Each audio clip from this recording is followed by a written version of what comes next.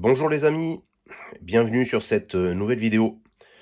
Aujourd'hui mes amis, on va parler de l'autonomie électrique et des différentes installations qu'on peut réaliser nous-mêmes à la maison pour essayer d'être toujours autonome et le plus polyvalent possible. Donc on m'a demandé souvent ce que j'utilisais comme matériel pour avoir une certaine autonomie dans du petit matos électrique. Donc voilà, je vais vous présenter aujourd'hui ce que j'utilise dans le cadre bien sûr d'expéditions radio, mais également dans le cadre un petit peu plus large d'avoir quelque chose qui va me permettre d'être autonome à la maison pour pouvoir recharger les petits appareils électriques du quotidien et pouvoir me passer, eh bien, en cas de coupure d'électricité par exemple, de petits soucis liés à ça. Donc, ce que je voulais vous présenter comme setup aujourd'hui, donc c'est le setup mobile, le setup portable que j'utilise principalement en expédition radio. Je vais vous montrer en fait une combinaison de petits accessoires, de petits éléments que vous allez pouvoir acheter à droite à gauche sur internet et qui vont vous permettre, vous allez voir mis bout à bout, d'avoir une énorme polyvalence sur les appareils que vous allez pouvoir recharger. Et donc ça me paraît intéressant, voilà, d'expliquer un petit peu le petit matériel que j'utilise, les petits câbles, etc. Je vais vous détailler tout ça. Et au final, eh bien, je peux vous garantir que ce petit setup là, donc panneau solaire, la petite boîte, power bank et puis, la petite caisse à munitions, eh bien, ça me permet vraiment, d'être très autonome, pour vraiment pas très, très cher, hein, et c'est vraiment ça la base. C'est que je vais vous montrer en fait que le cumul de plein de petits accessoires vous permet d'être archi polyvalent et d'avoir un coût du setup total qui est vraiment très maîtrisé, en tout cas bien en dessous de tout ce qui est EcoFlow, Goal Zero, etc. Là, toutes ces stations là qui coûtent super cher. Donc voilà, je vais vous présenter ce que j'utilise. Petit disclaimer également avant cette vidéo, dans les équipements solaires, les batteries, etc., en fait, comme vous le savez, il existe de tout. C'est-à-dire qu'il y en a des plus gros et des plus puissants, et il y en a des plus petits et des moins puissants. C'est toujours une histoire de compromis. Si vous avez un panneau solaire qui est bien plus grand, et, il va délivrer bien plus de watts que celui-ci, par contre, il sera moins portable. Pour la batterie, c'est pareil. Il existe une multitude de batteries et de puissance de batterie et de capacité de stockage. Forcément, plus vous allez prendre une grosse batterie, mieux c'est pour votre autonomie, vous aurez plus d'autonomie. Mais en même temps, c'est plus lourd et plus gros, donc c'est moins portable, hein. Donc tout ça, c'est une histoire de compromis. Et encore une fois, dans le cadre d'une utilisation mobile pour aller amener sur une BAD ou pour utiliser pour amener dans une voiture et l'utiliser sur une expédition quelconque où vous avez besoin d'avoir du jus, moi j'ai préféré privilégier la compacité des équipements au détriment bien sûr de la capacité de stockage avec une batterie qui est pas énorme mais qui fait le travail, avec un petit panneau solaire qui reste petit, léger, flexible, mais qui est pas énorme non plus. Voilà, donc après, à vous d'adapter à votre besoin, etc. Moi, je vous présente le matos que j'ai, que j'utilise et que je sais qui marche parfaitement. Voilà, alors, je vais déjà commencer par ce qui est le plus évident. Pour avoir une autonomie, il va falloir attaquer avec un petit panneau solaire. Donc moi, j'ai fait le choix, alors ça, c'est un panneau solaire qui est donné pour 40 watts, à mon avis, c'est moins. C'est les flexibles là, vous savez, les tout petits, vous voyez, sur la tranche, flexibles. Donc ça, c'est vraiment très léger, ça marche très bien. Et comme vous le voyez, c'est extrêmement mobile et portable. Donc ça, j'aime beaucoup. Vous mettez ça dans la voiture ou même dans un sac à dos, ça rentre impeccable. Et donc ça va être la base finalement de système de recharge solaire, hein. Ensuite, je couple moi avec le point central, on va dire, hein, de mon installation d'autonomie, c'est dans une petite caisse à munitions, hein, les petits modèles, pas les gros. Donc c'est vraiment très compact, très petit, et c'est très solide. Voilà, j'ai fait le choix, pareil, de ne pas percer pour garder l'étanchéité, hein, de la boîte. Donc ça, et bien là-dedans, qu'est-ce que j'ai? j'ai la base vraiment de mon stockage électrique. Donc, je vais vous l'ouvrir. Vous allez voir que c'est vraiment du matériel cheap, hein, Prolo, mais qui marche très bien. Donc voilà, c'est pour ça que je voulais vous faire une petite vidéo. J'ai essayé d'ouvrir ça, c'est pas évident à une main. Voilà, c'est bon. Voilà, donc qu'est-ce qu'il y a là-dedans? Il y a tout simplement, et comme vous le voyez, j'ai limité finalement la taille de la batterie avec sa capacité de batterie par rapport à l'espace que j'avais. Donc là, vous voyez, on arrive quasiment pile poil à la largeur de la petite caisse. Donc comme vous le voyez, je suis parti sur la marque Victron Energy, qui est quand même une bonne marque, hein, reconnue dans le solaire. C'est une batterie AGM et qui fait 22 ampères heure en 12 volts. Voilà, donc ça c'est une petite batterie comme ça. Qu'est-ce que j'ai fait là-dedans? J'ai simplement ajouté une prise allume-cigare en 12 volts. Voilà, que j'ai mis à l'arrache comme ça. Vous voyez, c'est même pas... j'ai mis un bout de bois histoire de le caler. Et c'est juste brancher, vous branchez le plus et le moins et c'est terminé. Voilà, donc ça, pour une installation cheap, hein, cheap, c'est la base en fait de mon autonomie électrique, cette petite batterie. Encore une fois, si vous en avez une plus grosse, eh bien, ça sera mieux, mais elle sera plus lourde et moins portable. Maintenant, qu'est-ce que je vais avoir? Et c'est plutôt, à mon avis, ça l'intéressant. Donc ça, c'est la base de mon setup, hein, comme vous le voyez. Je vais coupler avec ce que j'ai dans cette petite boîte. Donc vous voyez que c'est vraiment pas énorme, hein, comme petite boîte. Il y a pas mal de choses dedans et surtout du tout petit accessoire. C'est ça que j'aurais aimé vous présenter dans cette vidéo. Première des choses, bien sûr, une power bank.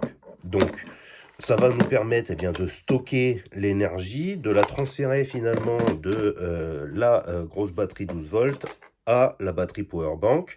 Celle-ci, un petit panneau solaire, ça à mon avis ça vaut rien, hein, ces petits panneaux solaires, ça marche pas terrible.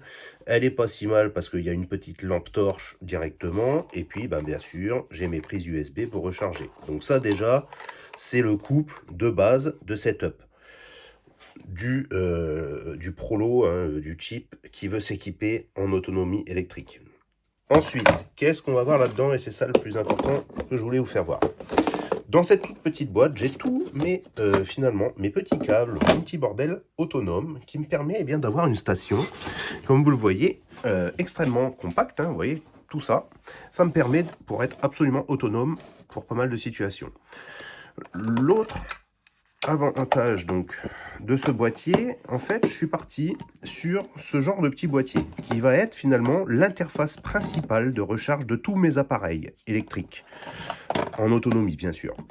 Alors qu'est-ce que c'est que ce petit boîtier? Vous allez voir que je vais brancher, donc comme vous le voyez, il y a une prise en 12 volts allume-cigare que je vais brancher, hop, voilà, à ma batterie.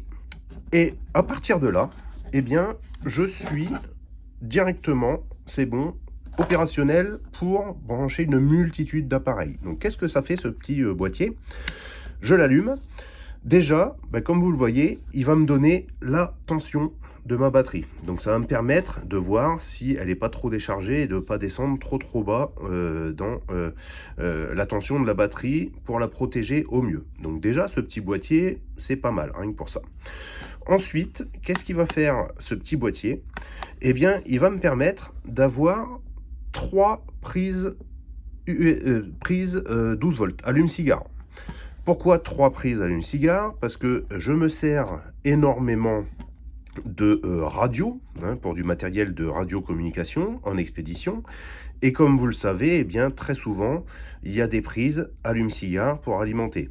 Par exemple, donc dans cette petite boîte, qu'est-ce que j'ai? J'ai le premier truc que vous connaissez sûrement, la fiche au format président ou CRT, par exemple. Donc j'ai simplement mon petit câble allume-cigare, je vais brancher ça là-dedans, et ça y est, je suis opérationnel, je peux alimenter ma CB dans le cadre d'une expédition uniquement avec ce petit câble.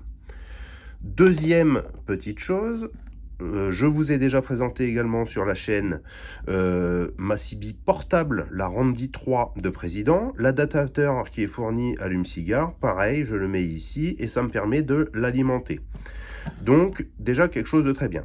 Cette alimentation en 12 volts permet également d'alimenter des radios VHF, UHF directement, toujours pareil avec câble allume-cigare. Donc c'est pour ça que j'aime bien ce petit adaptateur parce qu'il me permet finalement d'avoir 3 prises simultanées. Bien sûr, ben, ça pompe énormément si vous utilisez les 3 en même temps, mais en tout cas, d'avoir le setup branché en expédition avec les 3 et utiliser de manière alternée les radios, ça peut être pas mal, ou que de l'écoute par exemple. Donc ça peut être intéressant.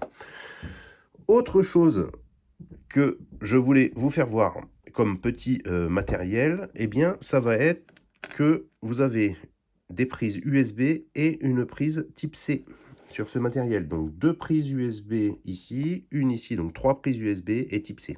Donc à partir de là, eh bien comme vous le comprenez tout de suite, ça va être l'interface de charge qui va être extrêmement polyvalente. Qu'est-ce que je voulais vous montrer comme petit matos? Premier petit matos, de s'acheter des petits réhausseurs de tension en USB. Alors qu'est-ce que ça va être ce petit truc? Quand je branche ça, eh bien comme vous le voyez, en fait, ça va me faire passer d'une prise USB qui sort du 5 volts et ça va me remonter la tension en 12 volts directement, et c'est réglable, ça peut me le mettre en 9 volts également. Cette sortie, c'est la sortie, comme vous le voyez ici, standard. Cette sortie standard me permet bien, de recharger énormément de marques de talkie-walkie, de radio portative, directement via cette prise, qui est la prise standardisée généralement sur la base de rechargement de 220, par exemple. Donc, avec ce petit câble ici, il suffit d'utiliser par exemple une power bank, de mettre ce petit câble, et vous allez utiliser le socle de charge en 220 de votre talkie-walkie, qui est généralement alimenté soit en 12 volts, soit en 9 volts, et vous allez pouvoir recharger vos talkie-walkie sur le terrain avec ce genre de petit câble. Voilà, donc ça c'est vraiment le truc tout bête, mais qui marche parfaitement. J'ai un autre câble que j'ai pas là, un petit peu plus gros, un peu plus imposant, qui va me remonter la tension à 16 volts pour les bases de chargement Motorola qui demandent un petit peu plus de voltage. Donc voilà, ça c'est vraiment un petit appareil vraiment sympa. Vous allez pouvoir charger des Baofeng avec ça, du Yazoo avec ça. Ça marche impeccable. Donc voilà, ce petit câble, je vous le conseille. Autre petit accessoire qui ne prend vraiment pas de place et que j'ai toujours dans cette caisse, toujours dans le cadre d'autonomie et d'expédition, ce genre de petite barrette de LED alimentée en USB. Ça doit valoir peut-être 1 € ou 2 hein, maximum. Voilà, donc ça c'est vraiment du produit super pas cher. Avec ce genre de produit, vous mettez ça ici directement sur la prise USB. Et vous allez avoir une lumière qui va vous durer des jours et des jours, parce que ça ne consomme absolument rien. Donc vous avez réglé rien qu'avec ça un problème d'éclairage. Vous allez tenir toute la nuit sans problème, voire plusieurs nuits, voire une semaine, avec un éclairage qui est assez puissant et qui est largement suffisant pour passer des soirées directement uniquement avec ça. Vous allez le brancher là-dessus ou sur la powerbank et c'est terminé. Donc ça, un petit accessoire pareil, 1 € ou 2, qui vraiment est intéressant. Autre chose que je voulais donc vous faire voir, la base de recharge. Donc pour relier ce petit panneau solaire à la batterie et donc la recharger, eh bien c'est tout simplement un contrôleur de charge relié avec 2 pinces croco comme vous le voyez ici, que je branche directement à la batterie.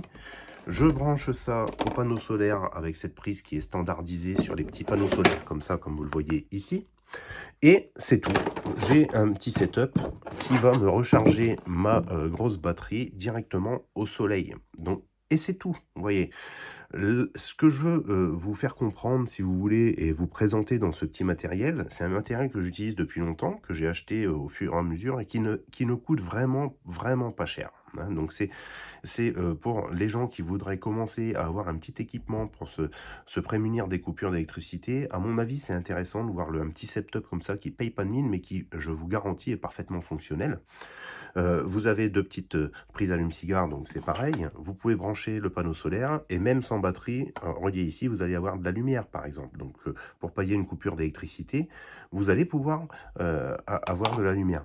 Ensuite, eh bien, il suffit de charger et ça va vous recharger votre batterie. Donc voilà, donc pour un petit, setup, alors au niveau des tarifs, bah, je vais essayer de vous trouver, des produits comparables, soit sur Amazon, soit sur AliExpress, hein. C'est vraiment des choses qui coûtent pas très, très cher. Vous voyez, cette base de recharge là, qui est quand même vraiment pas mal, vous voyez, avec l'afficheur, toutes les prises USB, et cetera. Ça, j'ai dû payer ça peut-être 15 ou 18 €.